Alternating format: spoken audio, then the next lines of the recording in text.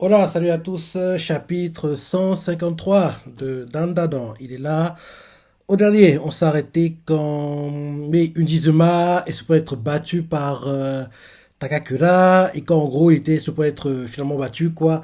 Il y a eu une sorte de fantôme, un truc qui est apparu, qui a comme ça dit oui, n'attaquez pas mon frère, comme ça avoir des images de souvenirs, quoi, de Unjizuma gamin avec un autre gars, enfin son petit frère apparemment. Donc c'était ça un peu le cliff qu'on a eu au dernier chapitre. Donc, première page, le titre du chapitre c'est Unji Zuma. Donc, on aura un flashback sur sa vie. Première page, on nous montre Zuma, gamin. En gros, je crois que c'est son père qui est sur le lit d'hôpital. Oui, son père est décédé. On voit la mère qui tient la couverture, quoi, en train de pleurer. Ils ont mis un mouchoir, enfin, un truc pour cacher le visage, quoi, comme ils font souvent dans les animés, quoi. En gros, oui, quand quelqu'un meurt au Japon, apparemment, on cache le visage pour pas montrer la tête du mort, quoi. Donc, en gros, oui, le visage est caché du père, la mère au chevet du lit en train de pleurer. On voit Zuma et son petit frère qui se tiennent la main pas très loin, qui regardent la scène, quoi, de leur mère en train de pleurer, quoi.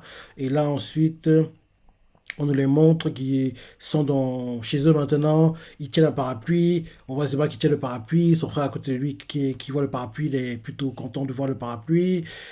Ah non, c'est pas chez eux, c'est chez leurs avocats peut-être. En gros, ils sont dans un bureau. Ils sont dans un bureau, quoi. La mère en train de parler avec des gars, trois gars. Et Zuma et son frère sont assis pas très loin, quoi, en train de jouer avec un parapluie. Donc la mère fait. Il était clairement en situation de surménage. L'un des gars en face d'elle lui fait. Ne s'agirait-il pas plutôt d'une erreur d'inattention? Un deuxième fait. Pour votre gouverne, c'est lui qui a insisté pour faire des heures. Ah, ok.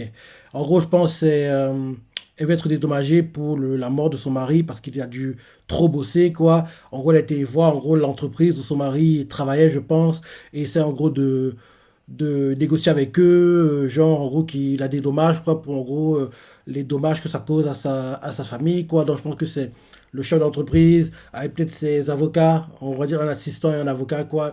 Et en gros, ils parlent et ils essaient de la convaincre qu'ils n'ont rien à voir avec la mort de son mari, quoi, entre guillemets.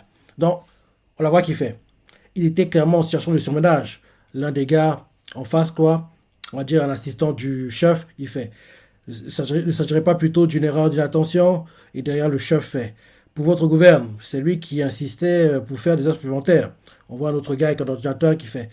Réalisait-il régulièrement une révision de son cyclomoteur? Et là, derrière, en gros, on voit la mère de Zuma qui fait. Il est mort!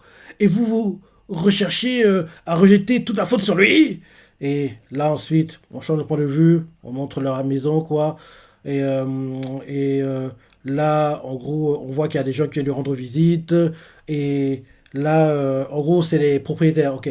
En gros, c'est ces bailleurs, quoi. Ces bailleurs qui viennent pour, en gros, demander le loyer, quoi.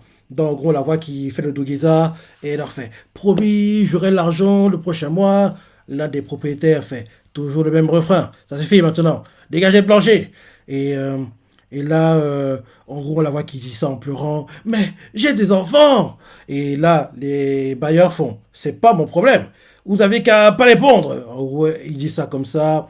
Et là, derrière, en gros, on nous montre que quand, en gros, leur mère est en train de dialoguer avec les bailleurs, quoi. En gros, la porte est fermée, donc, en gros, ils n'entendent pas, ils entendent juste des bruits de voix, mais ils n'entendent pas clairement ce qu'ils se disent, quoi. Parce que on nous montre Zuma et son frère, en gros, dans l'appartement même, quoi.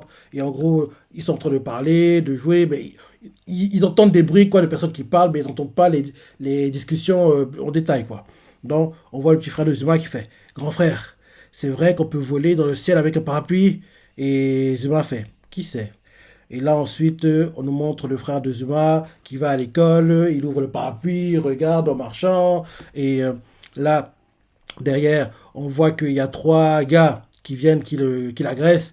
Un donne un coup de pied dans son sac à dos, il tombe à l'avant, quoi, il lâche le parapluie, les deux autres arrivent, quoi. Et là, en gros, on voit l'un qui fait. Non, non c'est Zuma lui-même, peut-être. Oh non, c'est Zuma, peut-être. Non, c'est pas Zuma. C'est pas. Attends. Peut-être que je me trompe depuis le début. Peut-être le petit frère, c'est Zuma, en fait. Mais ils se ressemblent tellement puisqu'ils sont frères. Attends. Attends. Ouais, on dirait en fait. C'est bizarre, on dirait en fait que le petit frère, c'est peut-être le Zuma que nous on connaît. Bref, lisons et on va sur le domaine. Donc, en gros, l'un des gars qui vient de donner un coup de pied au sac de Zuma, quoi, qu'il est tombé devant, quoi, l'un des gars fait Zuma, t'as l'air trop débile avec tes bottes et ton parapluie tout le temps ouvert. Un autre fait il pleut même pas en plus. On voit Zuma qui est tombé la tête la première, quoi, donc on a des blessures au visage, quoi, qui en retire son parapluie. Et là, derrière, on le voit qui reprend le parapluie, quoi, à genoux, il le brandit, quoi, comme ça, en regardant le ciel. Et là, l'un des gars qui sont de lui fait allez, file-le, vas-y, file-le-moi pour voir. Et là, Zuma ferme le parapluie, il frappe avec le bout, quoi, la pointe du bout, quoi, et il frappe en gros à la joue l'un des gars. Et le gars tombe par terre.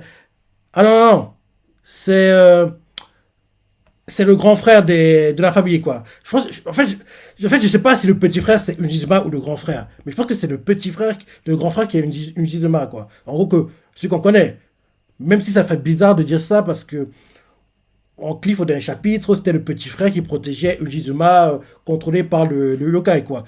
Donc, en gros, lisons et on va sur le même. Donc, en gros, l'un des gars de la famille, quoi, en gros, le grand frère des deux frères, arrive et en gros, frappe les gars, il les repousse. Et là, le petit frère fait dis, grand frère, tu penses qu'ils sont jaloux de mon parapluie?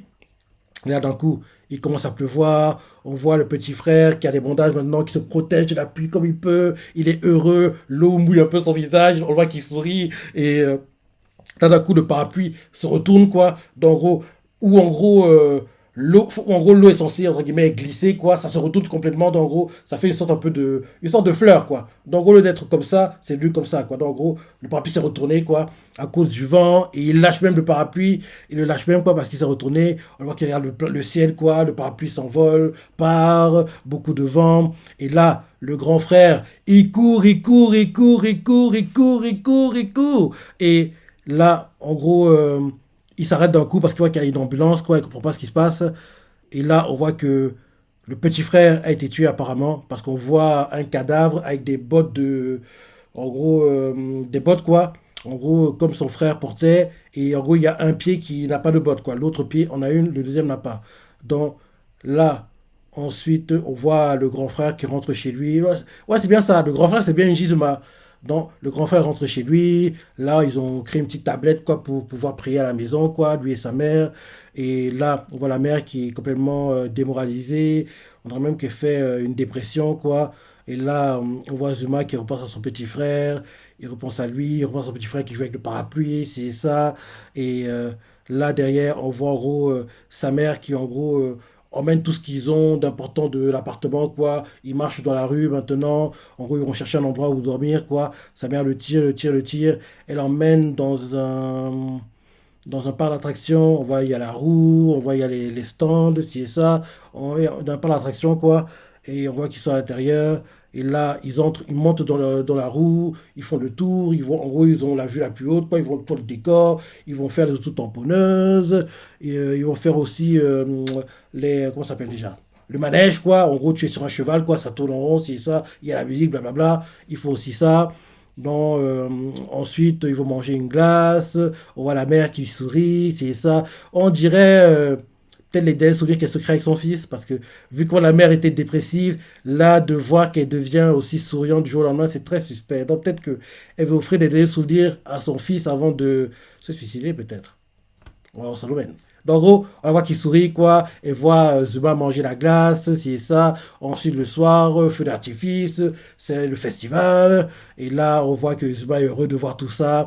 Ça continue, continue, continue. Après ça, on les voit qui, en gros, vont pour prendre le métro. Et là, on voit il y a un métro qui est en train de passer. C'est un train? Non, un train qui est en train d'arriver, quoi. On voit, en gros, ah oui, oui, c'est ça. C'était un dernier repas. C'était un dernier repas parce que on voit clairement que sa mère le tire parce que le train est en train de partir, hein. Et sa mère veut en fait que quand le train arrive vers eux, ils sautent et collision et forcément, ils sont tués, quoi. Mais Zuma, il retient, il veut pas y aller, quoi. Il veut pas mourir. Donc, sa mère essaie de le forcer à aller avec elle, quoi. Elle essaie de le forcer pour que les deux sautent et soient percutés par le train et il meurt, quoi. Donc, oui, parce que il n'y a même pas trois quatre pages, il est en mode dépression, si et ça, donc c'est très bizarre que du jour au lendemain comme ça, tout va bien, elle est très souriante, donc on comprend que elle voulait donner des derniers bons souvenirs à son enfant avant que, oui, ils en terminent avec leur vie, quoi. Parce que oui, il en a marre de vivre, trop c'est trop, elle souffre trop, son mari, ensuite son fils, trop, les factures, c'est ça, et elle sait plus quoi faire, quoi. Trop c'est trop, elle souffre trop. Non, elle veut se suicider, quoi. On voit clairement que c'est ça. Donc on la voit qui tire Zuma pour sauter avec elle. Comme Zuma, il essaie de se retenir comme il peut, il veut pas, il veut pas, il veut pas. Et sa mère, on nous remonte son visage et on voit que oui, elle a les cernes de partout. On voit qu'elle a les larmes aux yeux, la morve qui coule, les cheveux en bataille. C'est ça, Zuma qui pleure aussi la mort. Il veut pas y aller. Il pleure parce qu'il veut pas, il veut pas que sa mère le tue. Donc, en gros, oui, c'est ça. Je trouvais très bizarre que oui, au parc d'attraction, était très souriante, très heureuse, quoi. Était rayonnant, quoi. Tu dis, mais c'est bizarre, ça. Son fils vient à peine de mourir, son mari passe si longtemps que ça, et elle sourit comme ça. C'est pas très normal. Donc, oui, en gros, c'était juste pour, en gros, faire, en gros, donner l'impression que tout va bien pour rassurer Zuma, en gros, pendant les activités, en gros, au parc d'attraction, quoi, c'est ça. Mais après ça, dès qu'en gros, ils ont mangé la glace, vu les feux d'artifice, c'est l'heure de partir sauter sur les rails, quoi. Donc, en gros, on la voit qui tire Zuma, mais Zuma résiste, résiste, résiste. Et à force qu'en gros, il résiste, résiste, résiste, quoi. Donc, sa mère qui le tire, quoi, les deux se lâchent. Il se lâche et sa mère, en gros, la puissance fait que comme il se lâche, quoi, en gros, l'un va d'un côté, lui va en fait à gauche, elle va à droite, quoi, en, gros, en se lâchant. Bon, en gros, celle qui va toute seule, quoi. Bim, collision, pluie de sang et fin du chapitre. Donc, en gros, sa mère est décédée. Triste, hein. Il a eu une enfance très très triste, hein, le pauvre Unjizuma, ouais. Ça a dû le ronger, hein, le traumatiser. Hein. En gros, sa mère veut que les deux, ils sautent. Mais lui, il fait non, je veux pas, je veux pas. En fait, il n'y a même pas de dialogue. Mais en fait, quand tu vois la tête qui tire, quand tu vois comment, en gros, la tête te tire, quoi. On dirait qu'elle est possédée, quoi. On la voit qui avance, mais Zuma tire. Et à un moment, en gros, à force de se tirer l'un et l'autre, quoi, donc ils se sont lâchés. Et la mère est partie à droite, tombée sur les rails, quoi. Et lui, il est tombé par terre. Et en gros, on voit pas la collision, mais on voit juste que, oui, les conséquences, on voit qu'il y a plein de sang qui gicle et c'est la fin du chapitre. Ouais, ouais, ouais.